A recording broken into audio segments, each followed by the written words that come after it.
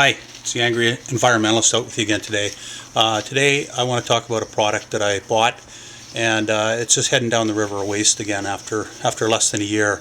And you know, the reason I talk about these products all the time might sound like a consumer advocate. Well, I guess it sort of is a consumer advocate because you get tired of buying products that don't last. They're not suitable for their intended purpose, and you're almost it's almost fraud on the part of the companies. They pretend that these things are going to work, and maybe we pretend to pay for them. I don't know. Maybe we don't pay enough. But the way I look at it, the companies should not lead you down this garden path, and that's exactly where I'm going to take you right now, down my garden path.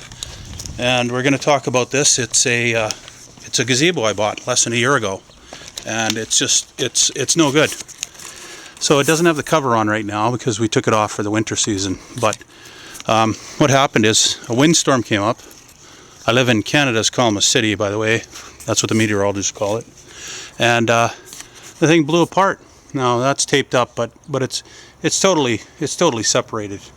It's separated here. It's buckled so many places, and it hasn't even been up a full year. It's buckled there. And you can see it's actually starting to rust there too. That's less than a year. Buckled under here. I tried to tape it up. So, and there. And what they do is they tell you, well, take it down. Every time there's a wind. Well, hello, it's a gazebo. Is that realistic to tell you to take it down every time there's a wind? It took us 45 minutes to put the fabric up. It's so tight. You try to take it down every time there's a wind. It's not a zip-up deal.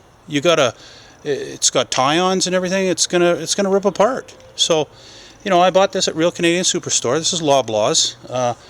The Weston family owns a huge stake in Loblaws, $5.5 billion worth.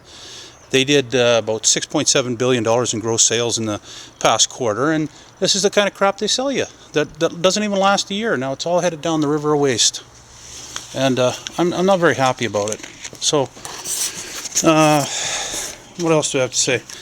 Oh yeah, how about you guys don't sell these products before you test them? Okay, test them in the parking lot. Get somebody out there to show you how these things have been tested in wind. Is that unrealistic as consumers that we should expect that? No, all that stuff's headed down the river of waste.